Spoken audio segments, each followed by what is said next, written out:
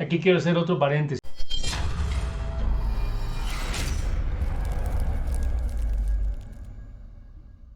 Hablando de esta noción del deseo, es también la posible relación entre el deseo según Deleuze y Guattari y la concepción también de Nietzsche y de voluntad de Nietzsche. De hecho, uno de los primeros textos que escribió Deleuze, incluso en su proceso de preparación o de formación, fue un texto sobre Nietzsche, y yo siempre he planteado que hay una relación posible entre aquello que habría Nietzsche en términos de la posibilidad quizás de la incertidumbre y demás, del cuestionamiento que hacía precisamente a los paradigmas preestablecidos, a los principios humanos como universales, al pensamiento socrático y platónico, y todo aquello también que empieza a recorrer como camino de Deleuze y Guattari. Yo siento ahí una concatenación y por eso siempre acudiré a una relación, a un paralelo entre Nietzsche como detonación y el recorrido de pensamientos, incluso varios, dentro de los que se inscriben Deleuze y Guattari. Y me resulta a mí inevitable, en este sentido, hablando del deseo, volver a esta relación con Nietzsche. Esta relación ya está inscrita, para mí primero, y varias relaciones, en tanto, primero, lo que es la heterogeneidad y heterogénesis que plantea Guattari y que Deleuze y Guattari hablan a dúo de esta heterogeneidad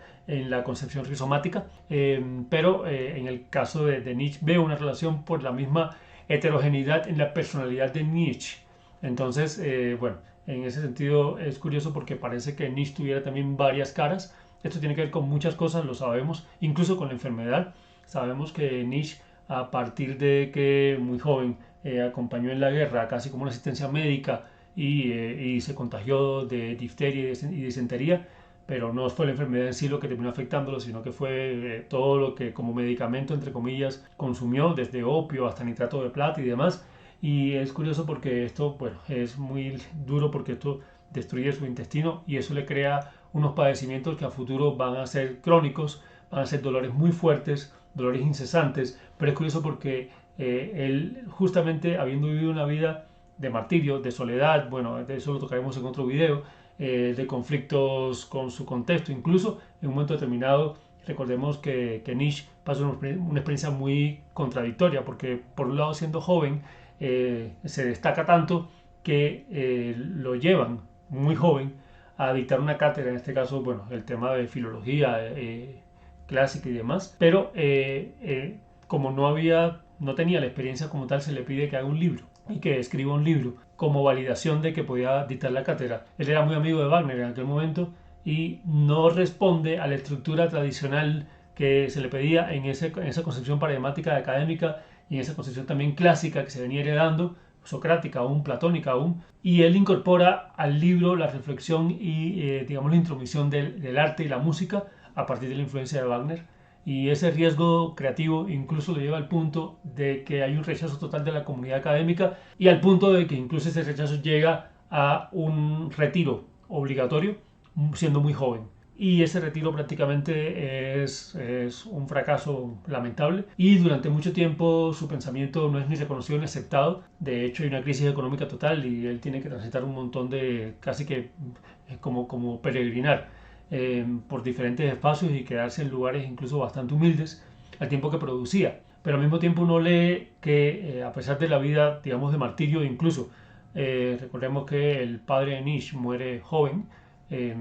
por una hemorragia cerebral y que Nietzsche padecía de migrañas. Desde entonces, quién sabe, es una herencia genética quizás. Y al punto en que, siendo también joven, tiene un episodio de hemorragia ya prácticamente definitivo. No muere igual que como en el caso del padre, sino que en el caso de él queda senil, lo cual es muy lamentable, queda senil casi por 10 años o por 10 años hasta que finalmente muere. Y bueno, de hecho esta hemorragia ocurre en un episodio en que uno de sus recorridos se encuentra un cochero que maltrata a un caballo, él va, abraza al caballo, lo protege por ese amor a la vida, a la vitalidad, digamos, también a los animales, y ahí es donde tiene la hemorragia y cae. Entonces es curioso porque una vida realmente con muchos dolores, con muchos martirios, está manifestada en sus textos, pero de manera heterogénea, porque a veces uno lee textos de Nietzsche que justamente abogan por la vitalidad. Recordemos que Nietzsche contradice este resentimiento de la vida que venía desde la parte socrática y platónica, este resentimiento que decía la vida no, la vida mundana no, una vida ideal sí, y sin embargo Nietzsche acude a la vida en sí, a la vida directa, a la vitalidad misma, a pesar de que su vida realmente fue bastante angustiante. Y hay una heterogeneidad, de hecho hay como varias identidades de Nietzsche, su forma de escribir en términos de aforismos, hay una creatividad en la forma de escribir también, que puede estar relacionada así, posiblemente por lo que tiene que ver con justamente su padecimiento de enfermedad. Escribía como por fragmentos porque el dolor y la enfermedad no le permitía sentarse largo rato a escribir, pero que después de un padecimiento, de un dolor, incluso las ideas eran mucho más potentes. Y ahí uno siente una heterogeneidad. Entonces yo siento muchas conexiones entre la forma de pensar, de escribir incluso de Deleuze y Guattari y la forma de pensar de Nietzsche en cuanto a la heterogeneidad. Está por otro lado el asunto de que durante su tiempo de senilidad, la hermana Elizabeth, la hermana de Nietzsche, que intentaba recuperarse de un fracaso económico que había tenido con su esposo, al punto de que incluso su esposo se suicidó. Así había sido la crisis económica tan fuerte, y ella le compra a la madre de ella y a la madre de Nietzsche, por supuesto, a la madre de ambos, le compra por una cantidad que realmente era un buen negocio para ella. Le compra los derechos porque la única que cuidaba a Nietzsche, que tenía la potestad de Nietzsche cuando Nietzsche estaba a salir, era su madre. En medio de esta senilidad de Nietzsche, solo la madre era la responsable y por tanto tenía también la potestad sobre las producciones y los textos de Nietzsche, pero la hermana Elizabeth le compra a la madre todos los derechos, incluso la atención a Nietzsche, y ella empieza a construir ese Nietzsche que quedó como una, digamos,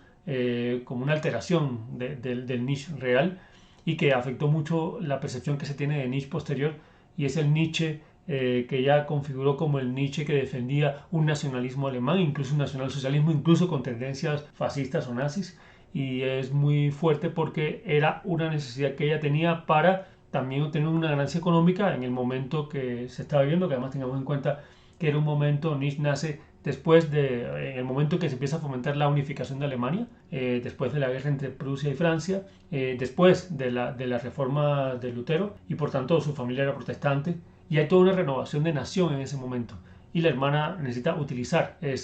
digamos, esa coyuntura durante la senilidad, incluso después de la muerte de Nietzsche. Ella estuvo, digamos que siendo la intermediaria de los pensamientos de Nietzsche casi que por 40 años prácticamente, donde ella con los prólogos que escribía, con reediciones de los libros, con algunas alteraciones en la forma de enlazar las ideas, vende al mundo un Nietzsche que es la idea, el idealismo alemán como nación, como potencia, contrario realmente. De hecho esa idea fue la que creó conflicto entre Nietzsche y Wagner, porque Nietzsche no aceptaba esa idea, digámoslo así, de ese nacionalismo, de esa potencia, de ese poder alemán, y sin embargo la hermana construyó esa imagen de Nietzsche. Entonces ahí hay otra cara también de Nietzsche, y entonces bueno, no es la cara que da cuenta de una heterogeneidad, pienso yo, que es la que quisiéramos, o es la que nos ayuda a entender a Nietzsche, pero es parte de esas diferentes caras de Nietzsche. Y si bien La voluntad del poder del libro de Nietzsche es prácticamente un libro editado por la hermana, esta concepción de la voluntad de querer, que sí está en otros libros, a mí me parece que un libro importante en Nietzsche es Más allá del bien y del mal, por supuesto Zaratustra, porque son libros que no pudieron ser muy alterados, y que ahí sí está un poco muy claramente demostrada la perspectiva de Nietzsche en cuanto al quizás, en cuanto al quiebre del pensamiento occidental como principio universal, como paradigma único y absoluto, que venía de Platón y de Sócrates, que es muy coherente con el pensamiento de Deleuze, y siento que en este caso Nietzsche deseaba todo el tiempo también, o sea, había una relación con el deseo, con la voluntad de querer, incluso plantea que esta voluntad de querer en el ser humano es inevitable. El ser humano no deja de querer, o sea, no deja de desear. Ahí hay una cuestión del deseo como algo latente y constante. Creo que es interesante esa relación de esta concepción de Nietzsche con el deseo de Deleuze y Guattari. Al punto, dice Nietzsche, que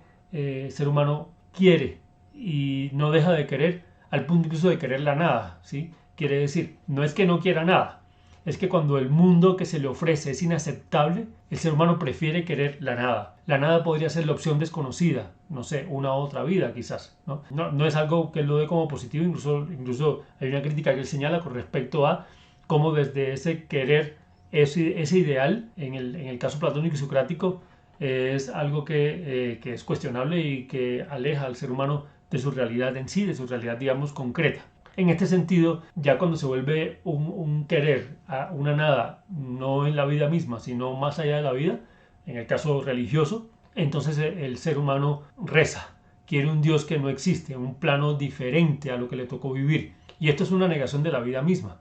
una negación que Nietzsche critica y cuya expresión evidente está en Platón y en Sócrates. Y puntualmente, sí, en la narrativa socrática, donde además esta negación está provocada por un resentimiento a la vida. La diferencia con la religión es que en Platón hay una diferenciación entre un mundo verdadero, que no es el fáctico, el mundo verdadero no es el inmediato, no es el táctil, no es el sensorial, pues este mundo fáctil, sensorial, táctil, casi que es como una apariencia. Esto suena un poco, a pesar de ser el epítome de Occidente, suena un poco a la concepción oriental, incluso maya oriental. Entonces el mundo verdadero de Platón y Sócrates es el mundo de las ideas, fundamentalmente de las matemáticas. Pero a diferencia de la religión, este mundo es accesible en esta misma vida. O sea, el acceso está a través de las puertas de la academia del conocimiento y del encuentro con algunas personas, algunos seres que son los destinados a, o sea, los seres geniales, los seres sabios, ¿no? Y justamente entre estos seres sabios están Platón y precisamente Sócrates. De cualquier manera, este acceso que plantean Platón y Sócrates a un mundo ideal, que sí es el mundo verdadero, que es el mundo que se debe buscar, ¿sí? Y no el mundo táctil, no el mundo concreto, no el mundo de la vida en sí, de la vida mundana y cotidiana, corporal y demás, es un acceso que depende de un maestro, siempre, ya sea Platón o Sócrates. Y aquí hay una cosa muy interesante en relación al deseo, y es que, y lo plantea Nietzsche como crítica, ¿cuál sería la razón de Sócrates para defender este mundo de las ideas diferente al mundo real? La razón era que Sócrates era feo, al menos para el canon de su época. Entonces el mundo palpable no le era conveniente. En esa dimensión él no tendría suerte suficiente con los jóvenes bien dotados y hermosos físicamente. Él no podía competir con esto. De modo que requería una dimensión intelectual, una sabiduría, para ser atractivo, al menos en el campo de ese saber y ese conocimiento. Pues entonces diríamos que a Sócrates no le iba bien en el gimnasio y tenía que estar en la academia. Y Nietzsche plantea claramente que está bien permanecer en el claustro de una academia separada de las calles, pero hasta qué punto ocuparse de este mundo de las ideas, de la geometría abstracta, de la matemática en sí, es una ocupación que distrae de actividades quizás más emocionantes, no sé, estar en bares, tener sexo, estar en los suburbios, o sencillamente viviendo una vida cotidiana, enfrentando en sí esa parte real, directa, a veces dolorosa, de la experiencia de vivir. En cuanto a esta fealdad de Sócrates, a mí me surge una reflexión, y para cerrar esta reflexión sobre el deseo, y es que según Deleuze y Guattari, el deseo no está necesariamente atado a un objeto externo, digámoslo así, por fuera de sí mismo, ¿sí? Eso me hace pensar entonces que si el deseo no está atado a un objeto exterior, entonces el deseo estaría atado quizás a sí mismo, o sea, al mismo deseo, por tanto, al mismo cuerpo. Por tanto, desearse a sí mismo sería un detonante para potenciar el deseo. O sea, prácticamente desearse a sí mismo es la posibilidad de desear en general. O sea, yo no podría desear como potencia creadora, no podría tener el deseo como potencia creativa, sino de alguna forma deseo el deseo mismo y finalmente me deseo a mí mismo. Y yo creo que quizás Sócrates no se deseaba a sí mismo, por eso tenía resentimiento a la vida y buscaba otro mundo ideal. Pero esto también es un deseo, finalmente. Entonces el deseo también atravesaban a Platón y a Sócrates, ya fuera en el direccionamiento de un deseo hacia un mundo de las ideas, o por la negación de un deseo pulsionante a la vida mundana, o por el conflicto del deseo de sí mismo, o finalmente por el deseo hacia bellos jóvenes cuya necesidad llevaba a Sócrates a inventarse toda una construcción intelectual con el afán de configurar aquella belleza platónica, no física, pero igual, finalmente, también a estos pensadores, también a Platón, también a Sócrates, les movía el deseo. El deseo siempre nos mueve, lo reconozcamos o no. Creo que lo mejor es reconocerlo y no atarlo de un trauma, como pasa en el psicoanálisis de Freud, sino liberarlo como potencia, como proponen y plantean Deleuze y Guattari.